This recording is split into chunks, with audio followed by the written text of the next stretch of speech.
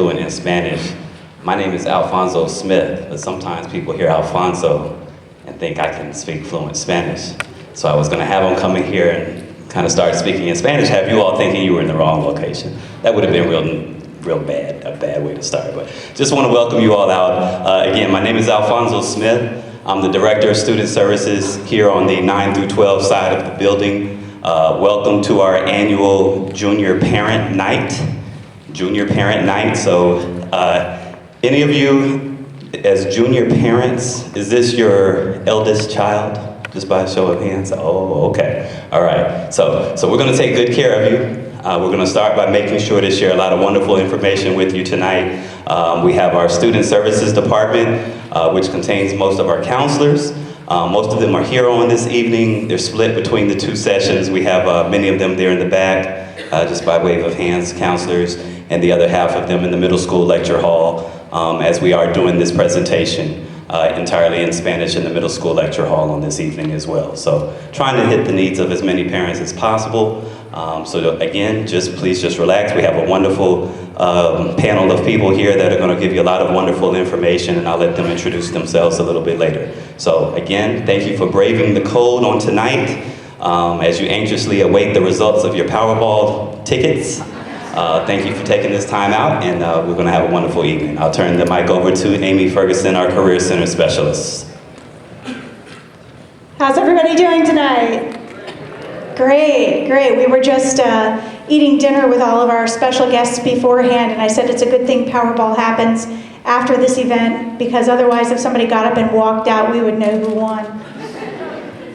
All right, so I'm going to tell you a few things here before we turn it over to our financial aid experts. First, I'd like to show you the handout that you got. Some of you may have the front page in Spanish. If you flip it to the other side, you'll notice that it's in English on the other side. Don't be confused. So this is a list of all of our guest speakers tonight. If you're interested in their universities, they'll stick around for a little bit afterwards to answer your questions. Or if you'd like to email them a follow-up question, you have their contact information here. The next page is something important that is happening on Lauren Wagner's campus this spring. There is only one big college fair in Fairfax County that happens in the spring. And it is at George Mason University, and it is not the Patriot Center anymore. I gotta make sure I say this right. The Eagle Bank Arena, AKA Patriot Center, on Wednesday, March 30th, so that's right after spring break. So just so you know, this might be an event that you would like to attend. You can get a list of the colleges that are coming probably closer to the event at that website below. If that date doesn't work for you, there are some in April, but you'll have to drive over to Maryland. And I know for those of us on the Virginia side, that's like driving to California, but I promise it's really not that far. The next one, save the date. This will be an event happening here in the auditorium in May. This is our financial aid night for juniors, sophomores, and freshmen. So if you have several younger children too, this will be applicable to all of you. We will discuss a little bit of financial aid tonight, but we'll go much more into depth at this Paying for College event in May. Also, there is a scholarship workshop coming up. I'm sorry, so the Paying for College one, I said this incorrectly. We hosted Paying for College last year. The Paying for College is at West Potomac High School, and we are hosting these scholarship workshops. So there are two in May that you may want to attend. There are 2 nights in a row. And the last special event that you'll want to know about is our Military Service Academy and ROTC Information Night. This is for those of you who are thinking that you want to go to one of the senior military institutions, VMI, Virginia Tech. We've invited Norwich and Citadel and North Georgia. I don't know if they'll come, but our in-state universities are coming. And also representatives from the Naval Academy, West Point, Air Force Academy, etc. They will all be there. It's like a college fair, but it's just military college related. And this event will be hosted at South County this year. We kind of take turns who hosts. And that one is in March. And the last event is the last page of your packet. Oh, I lied, it's the second to last page of your packet. Understanding the new SAT test format. You've probably heard a lot about this for the class of 2017, our juniors. The SAT is changing, and it's changing pretty drastically. We're going to talk a little tiny bit about it tonight, but the in-depth conversation about the new SAT will happen next Thursday in the middle school lecture hall. It's actually sponsored by our PTSA and Kaplan, which is one of the test prep companies. You're not signing up for Kaplan by going, they're just giving you the information. But I highly suggest that you come to that next Thursday night. That would be really helpful to have. So that's a little bit about the first packet. The second packet is something that we gave your junior back in December. How many of your students told you that their English class came to see me and the counselors in December? See, that's how well they communicate. Okay, so we actually have already talked to your juniors for about an hour and 20 minutes all about what they should be doing after high school. So you can ask them a little bit about that. We thought that perhaps the handouts that we gave them that day did not make it home. So we gave you your own copy. It's right here. So you can look through what we gave them. One of the big helpful things in that packet is on the back of the first page, which is the junior year to-dos. What should they be doing now? Lauren Wagner from Mason is actually going to talk a little bit more about that and kind of expand on some of those ideas, but that's all in this packet. So what I'd like to show you tonight, real quick before we get into this event here, I'm going to move so I can log into my computer. You all hear me okay? All right, so I'm going to log in here and I'm going to show you a software program that we have that is called Family Connection. How many of you all have heard of Family Connection before? Great. So once you have, you know how Fairfax County has that new SIS, that Student Information System? If you have a SIS account, that SIS account links you into Blackboard. And when you go into Blackboard, there's a logo that says Family Connection. You click on it, and it takes you right here. Your students, same thing, when they log into Blackboard, and they all did this with me in December, so they can be your tutor here. They log into Blackboard, they click on that logo, and then they can get right in. I have my own YouTube channel. It's youtube.com/Hayfield Career Center. That's actually at the top of the student's handout. So that is there if you forget that one. I am recording this evening's program. If you have friends who had to work tonight or had other commitments, if everything goes well technically, I will be posting this evening's video on YouTube for working moms and dads to be able to see it. We are also recording the Spanish version, so if you have friends that would prefer to see this in Spanish, they'll be able to get that on my YouTube channel too. Again, if all of the technological pieces happen the way they should. Speaking of technology, a lot of your students are starting to follow me on Twitter. If you're a grown-up who actually uses Twitter, I would love to have you follow me as well. My Twitter account is @HawkCounseling. And again, that is at the top of the handout that I gave your students, so it is in there. I try to tweet information about upcoming events, remind students of upcoming deadlines, things like that. When I go to campus visits, I'll usually take pictures of campus so they can see what it looks like. All right, so a couple of quick things in Family Connection. Number one is this document library that's over on the right-hand side. Within the document library, there's actually a whole section called Class of 2017. That has a copy of the handouts that we gave your students in December. It also has a copy of the PowerPoint presentation that we went over with their English class. And so those are all on there. I will be loading tonight's parent packet into that. That is not in there yet, but it will go in there. And by the way, your students are supposed to know how to do this hopefully by now, but if not, on my YouTube channel, I do have videos that show you how to do different things in Family Connection. So I'm going to go through this quick. If you don't catch it all, it's okay. You can find it there. In the Colleges tab, this is where your student can do some college searching. If they know the kinds of places that they might want to go, but they need a suggestion of some colleges that match those interests, this Super Match College search right there will help them get there. The thing that a lot of my juniors obsess about the most is these scattergrams. Who's heard their kids talk about scattergrams? Anybody actually looked at them yet with your kids? Okay, so I'm going to show you this because this is kind of unique. My college friends don't like the scattergrams. I always do put a little caveat in there. So we will look at, Alfonso, I'm going to pick on you.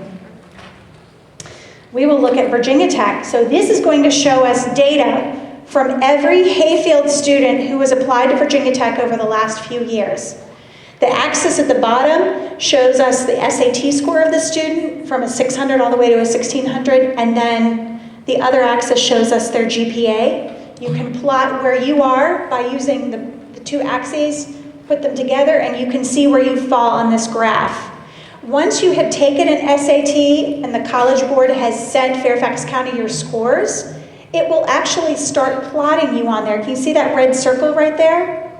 This is my fake student. It's not a real student's account, but this is my fake student, and it shows where that person with a 3.4 and a 1250 on the SAT would fall. Each of those little green squares mean the student was admitted. The blue diamond means that they were waitlisted, and the red X means that they were not offered a spot in the freshman class. Now, you will notice that there are always some outliers. Scattergrams don't tell the whole picture, right? Maybe it was a first-generation student. Maybe that student with a great GPA had a lousy essay. All kinds of different things come into play when we're looking at admission decisions and how they're made. And that's one of the reasons I brought all of my friends here tonight to tell you more about, pull behind the curtain, tell you a little bit more. But so you and your student may want to take a look at these scattergrams and make sure that you are looking at realistic options for your student. Down at the very bottom, this is where all the scholarships are. Every scholarship that I find out about will be posted on the scholarship list. This is what it looks like today. It changes almost daily. We get new scholarships and old scholarships disappear. You'll see that it's a huge list right now. And this list is usually pretty long, from about November through about March. I have a lot of seniors that come into me in May after they've made their deposit and say, okay, now I need scholarships. There's not much left by the time we get to May. So this is something that you should start making a habit of, taking a look at it. The nice thing here is that you can actually go by category and look for the scholarships that are currently accepting applications from 11th graders. You notice that there are quite a few. The other option that I tell my juniors is, you'll probably see these scholarships again as a senior. So if it says for seniors and you're interested in that scholarship, start a running list for yourself. You know, this showed up in mid-January, and I'm interested in this one, so that when it comes around again senior year, you're ready to go. You already know you're interested in it. So that's a little bit about the Colleges tab. The only other thing I'm going to show you is in the About Me tab, because down at the very bottom here, under Official Things, if you click on Profile, it will show you your student's weighted cumulative GPA as of right now. Now, as I told your students in December, the weighted GPA that's listed there is their cumulative GPA as of the end of 10th grade.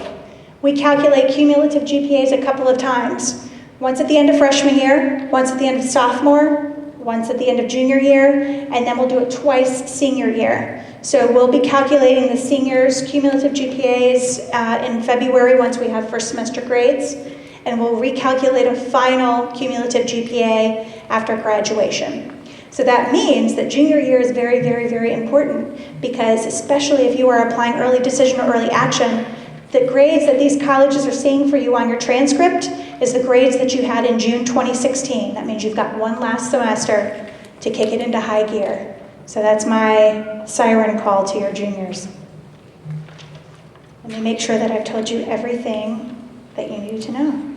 I sure did. We're good. So I'm going to go ahead and turn it over to my first panelist, Alfonso Garrett, who is a assistant director of admissions at Virginia Tech, which happens to be my alma mater. The kids know that. Are you going to come over here? Or you stay there? All right. All right. Thank you, Ms. Ferguson. And everyone here is my witness. She said senior assistant director, so please email my boss. If we want to get back tomorrow, they'll know, okay? All right.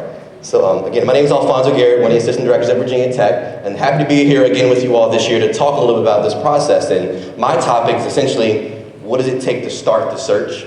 And I always started off with kind of the good news. It's congratulations, you know, you're almost into this long goal. You know, you've been in school for a lot of years now, going on 12 years, that, you know, starting with kindergarten onward to now. Next year it's almost over, moving on to that next big step in your life. And a lot of people view the college selection process as a high-stress decision. Other high-stress decisions you might face in your life, maybe you're going to get married, buying a house, you know, like kind of those big life-changing moments. And your first one's going to come up next year, but that process has already begun. So congratulations on making this point in your life. Now beyond that, the next thing I like to always say is calm down and relax. We work, I guess with my colleagues here in this table, we have a long range of years in admissions experience, and every year, guess what? Students go to college, students graduate college. It happens all the time. So if you're interested in that, it's going to be you as well. There's over 4,000 colleges and universities throughout the United States, offering a wide variety of degree options. There's certificate programs, associate's degrees, there's applied associates geared to employment, there's transferable associate degrees, go to 4 universities, liberal arts colleges, technical schools, proprietary schools, comprehensive state universities. I mean, you name it. It's a wide variety of options and opportunity out there. So whatever it is you may be interested in pursuing, your ultimate career goals, educational experiences, there's going to be an option out there for you, one that's going to offer you admissions and one where you can thrive and be successful. So rest easy knowing the stage has already been set. There's somewhere for you to go to be successful. Now, beyond that, I would say that the tough work is going to begin where it comes time to do that self-reflection. It's easy to point out things in other people sometimes that we see, maybe shortcomings or skills, what have you, but it's a little bit tougher, I think, to reflect on yourself and see those things. Because in this college selection process, it is 100% based off you as an individual. Of course, your family and friends have insight at different levels, but ultimately, this is a huge decision for you and yourself, and where you're going to go, where you're going to be successful, it really is an individual decision. Like for example, personally speaking, I'm from a small town. I grew up in Tappahannock, Virginia. Has anyone been to Tappahannock before? Yeah. Normally you say Tappahannock, no one knows, or they might say Chris Brown, either one. But either case, so first thing you can think of, I'm from a small rural town. I graduated with 100 people in my high school class, right? Guess what? I did not want to go to college in a small town. I wanted to go somewhere urban, somewhere busy, somewhere fast. So that's very important to me. You all are from a very large metropolitan area, one of the largest in the United States. That may not be of interest to you anymore. So think about that. I can't tell you what that's going to be for you, but for me as a high school student when I was 18, that was a huge determining factor for me. We did a lot of things out. So kind of that little bit of self-reflection, that's just one of the many things you have to reflect on this upcoming year. What environment you want to be successful in, what size of institution, location, how far from home, how much does it cost, what majors and programs are offered, do they have sports, do they have clubs, organizations, are they going to have a swim team, can I be in the marching band? I mean, all these personal choices are things you're going to have to start thinking about and reflecting on in this process, okay? And the good thing about it, again, you have a lot of resources, and you also have a lot of help in this process as well. The counseling staff here is pretty amazing. Like Miss Ferguson, for example, we talk all the time about random things in the college selection process. You may not believe it, but Hayfield is not my assigned school. But when she asked me to come speak, I come speak. Because my colleague, Juan Espinosa, he's actually at another high school tonight talking to another group of students. But it's important for us to be here to share this information with you all, so we bring kind of all hands on deck to come out here and share this information. But I say that, again, there's multiple people here in your high school, multiple people on our side, our universities, and our colleges respectively, that it's very important to us to help you through this process. So definitely utilize all the people within this room, those you encounter. Talk to your friends who've gone to college, talk to your parents, all that low-hanging fruit to help you make that choice. These are things that are going to help you shift that experience coming down the road. Also, I would say, when you're setting your goals and your ultimate aspirations, be realistic in these things. For example, let's say Virginia Tech, engineering is very popular. Engineering is an extremely great field. You have a rewarding career, all that great stuff. But if you're not quite interested in math, it might not be the best field for you. So again, the self-reflection, realistic expectations. You hate math, you can't stand it. Maybe you don't want to, maybe you shouldn't be an engineer after all. Or maybe nursing is a great career option as well. My sister's a nurse, and she absolutely loves it all day. But guess what? If someone passed out and started bleeding here today, I'm going to look the other way. So obviously, I can't be a nurse. So again, these things are very important. Things to think about, questions to ask, and again, be realistic with these goals and these expectations. And always ask questions. Again, call the universities, ask questions. Ask your friends, your family, I mentioned that before, ask your guidance counselors. You all are very fortunate here that you all know that Ms. Ferguson mentioned there's a college fair at George Mason coming up this spring. But some of you all might not know, one of the largest college fairs in the state of Virginia actually takes place here at Hayfield Secondary School. It's a humongous fair where colleges from all of the United States and all of the world actually show up here on one afternoon or one evening in October to actually come talk to students here at Hayfield. So that's a pretty huge opportunity. So again, colleges know to come here for students. They're looking for students. And you have a lot of these resources right here at home at Hayfield. Let's see. And I guess kind of my last note, I wanted to say, again, kind of go back to the beginning with just the being, just being calm through the process. When dealing with families, it seems, kind of, at least from my point of view, you stress yourselves out more than you need to. So when you call a college or you ask your guidance counselor a question, accept their answer. These folks are paid to do this job. They're experts in these fields. Try not to overthink a lot of this information, because it's, on more average than not, you will worry about things more than you need to. So again, keep that mentality of relax through this process. You know, it's a serious process. It is stressful. So try to maintain that sense of calm throughout as best as possible. And again, remember, there's going to be a college or university for you out there. The hard part is just narrowing it down to figure out where you would like to go. All right. So with that, I'm going to pass it over to my colleague, Ms. Long.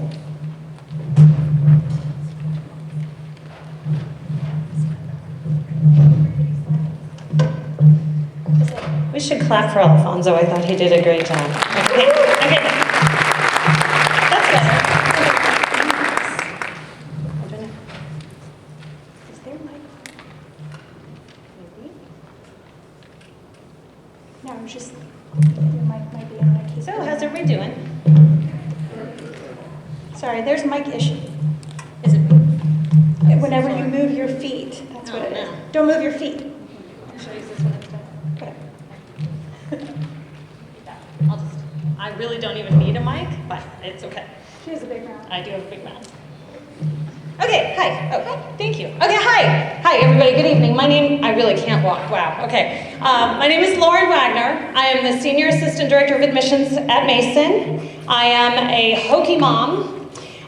So I was doing this process for real last year with my son, who just finished his freshman year. So shout out to the two Hokies here in the room. I have been at Mason for about 6 years, and I did not attend Mason, but it has been a wonderful adjustment, sort of a shift in my career. I was a professor for many years, so it's great to step into this part of higher ed. Okay, so that concludes a little bit about me. So, what should I be doing right now? Whoops. And I already messed it up.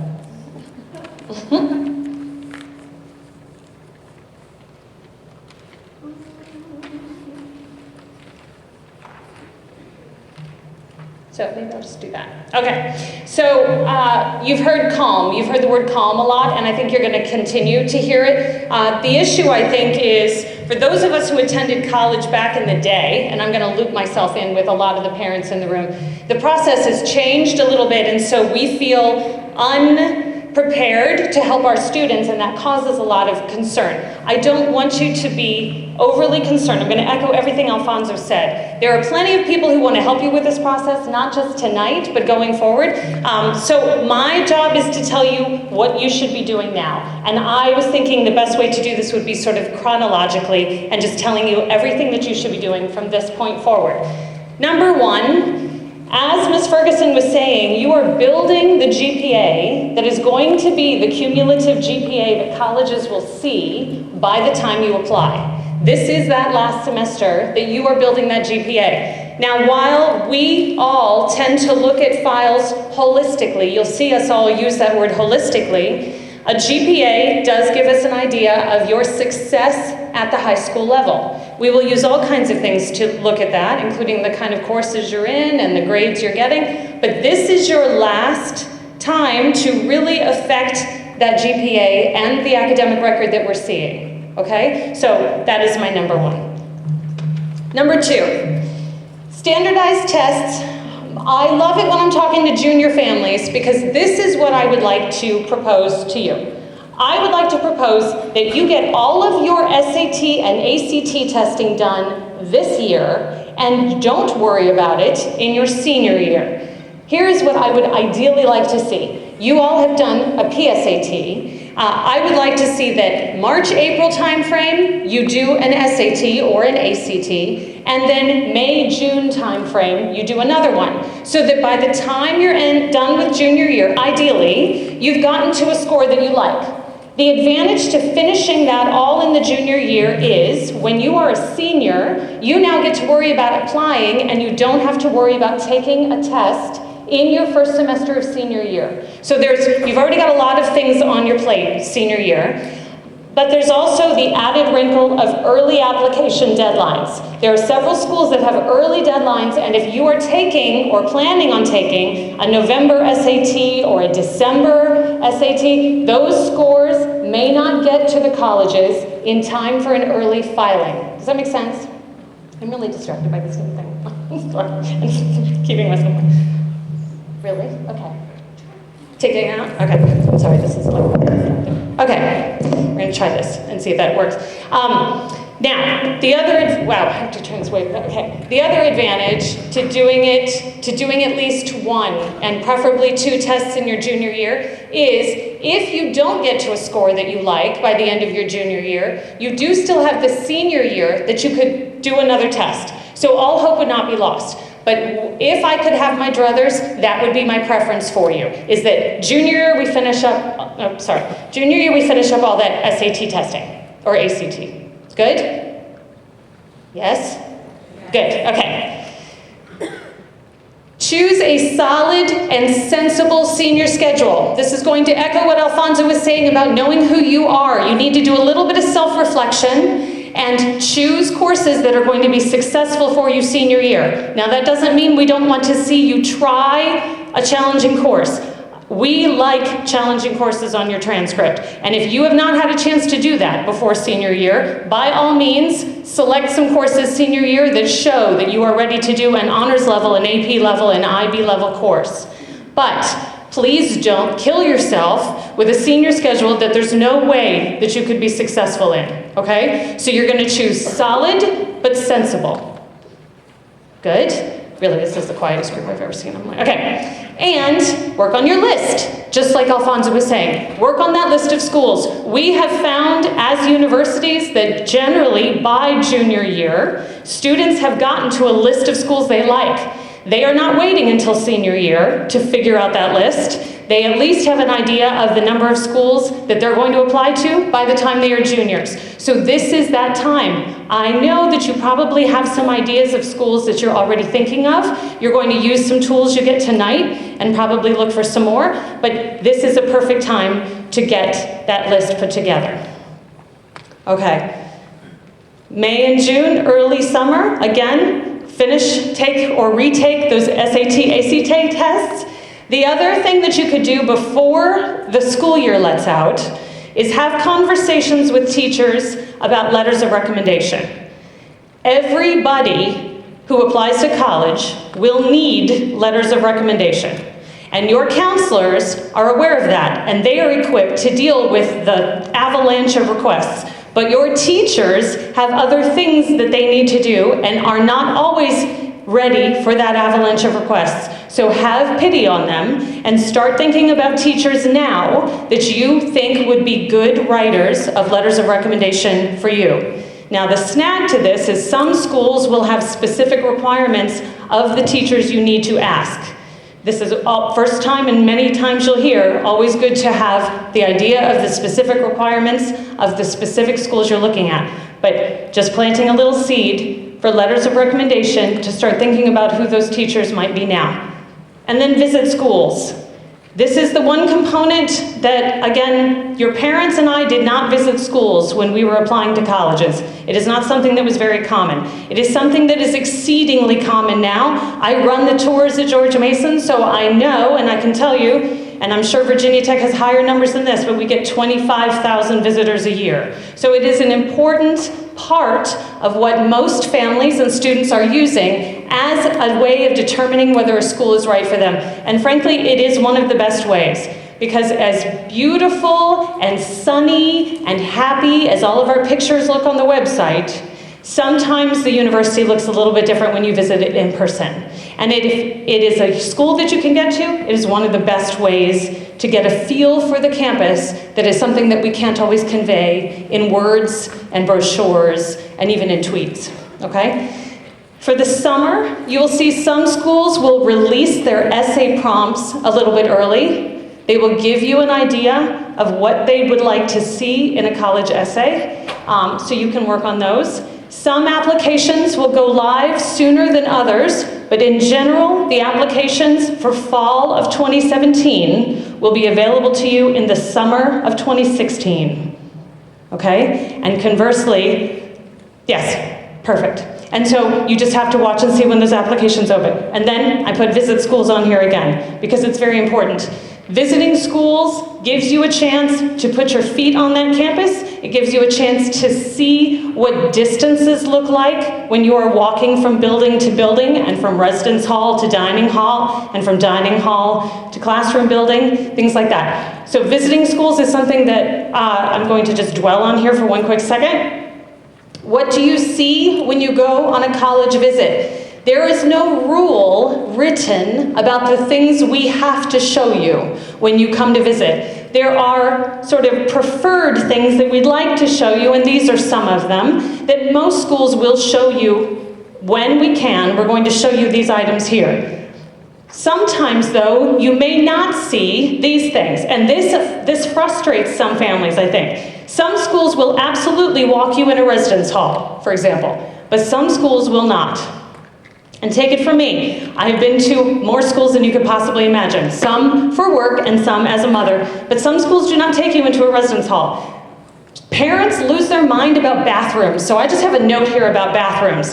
When we walk you into a residence hall, that is where students live. Students live there. And if they are in a hall-style residence hall, that means they are sharing a bathroom that is on the hallway. And if I walk you into that restroom, in some cases, and I know this is going to be shocking to you, there may be men and women in that restroom, and there may be students taking showers random times of the day, okay? So I am not, at least at Mason, I can speak for Mason, I am not walking you into the bathroom of that residence hall. I will give you a virtual tour of every residence hall, and you can look at it online, but I am not going to walk you into that residence hall, or sorry, into that bathroom. So on behalf of all of my student staff who come back and tell me that parents were combative with them, that is the reason, okay?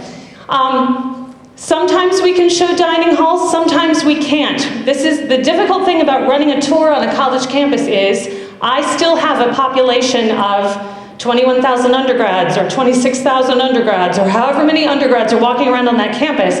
I still have that population that is there. So if I now bring a visiting population, I may not be able to bring you into a residence hall as a dining hall as an organized part of the tour. I definitely want you to eat while you're on campus. Shout out to the Hokies, right? I definitely want you to eat. I definitely want you to walk inside there, but it may not be part of the organized tour. Rec centers, gyms, athletic facilities. God love the University of Maryland. I went on a tour of the University of Maryland, which if you have not been there, it is huge. Definitely prepare yourself for an expedition. They walk you into the football stadium and into the field house. Okay, so if you want sports and you definitely want to see a large campus, there are campuses that will walk you into all those athletic facilities. But some of us will not take you to those, and will choose not to take you to those because that is such a far walk to get to my football stadium that I'd rather keep you in the academic buildings, okay? By all means, see everything you want to see when you are on that campus. I'm just trying to point out that sometimes it won't be part of the organized tour, okay? Now, and sometimes you will not necessarily see the chemistry department if that's what you're thinking of majoring in. Or you may not see the art history department if that is what you're thinking of majoring in as an organized part of the tour. But by all means, please come talk to the department that you are interested in. Please come talk to the people who know the courses you're going to be sitting in, who can give you a map of what that degree will look like, who can give you an idea of the specific study abroad programs for that major. By all means, please come talk to them, okay? Alrighty, so then timeline for fall, you can see that for you there. I gave a general idea. Early applications tend to be due in the fall. We notify as early as December, or as we just learned today, I guess JMU did their early notifications today, as a matter of fact, so some of those bleed into the January timeframe. January is also when the free application for federal student aid, the FAFSA, that's when that opens. That is an important thing to fill out, and I'm sure Ms. Ferguson will cover that during the whole financial aid night. Decisions for regular applications will start to go out. April becomes deciding month. The snag with April is there's usually spring break around that time frame, and every junior wants to get out and go look at colleges, and every senior who's been admitted goes back and looks at colleges and tries to make the decision. So that leads to a lot of folks on campus. If you like crowds, then April is your month, okay? But just a heads up on what's happening. You have two populations, both interested in colleges, happening all in April. Because for the seniors, May 1 is the big deadline. May 1 is the nationwide enrollment deposit deadline. All of us have agreed that we will wait and ask for you to make your decision at that point, but we will not require a decision before that point unless we are in early decision school. Okay? All right, I'm just going to skip that part. If you have any questions, that's my contact information. I thank you so much for listening to me, and I believe I'm going to hand this over to Sam.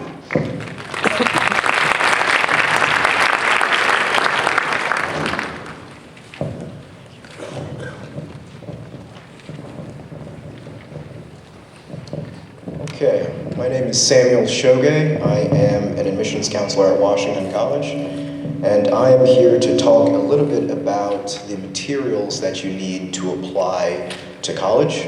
And then my colleague, Barry Bradbury, will talk about how exactly those materials are going to go in the overall decision-making process. And I think we're having some interference with the microphone.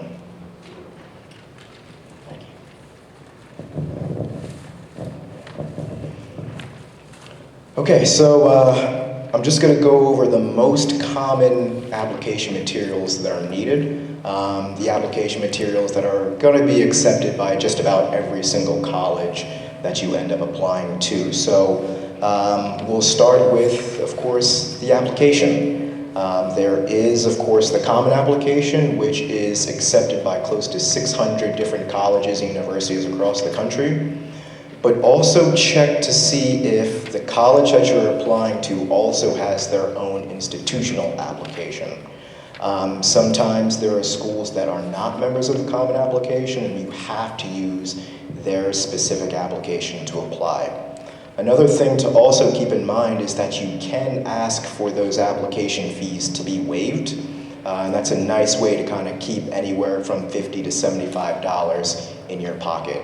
At Washington College, we do waive the common application fee, and we also have our own institutional application that is free for students and their families to use. The next thing to really keep in mind is, of course, your overall transcript. That is going to be submitted by your guidance counselor to the schools that you apply to, along with the secondary school report and the counselor recommendation letter. If you haven't had an opportunity to get to know your guidance counselor, now is really the time to start having some active conversations, introducing yourself,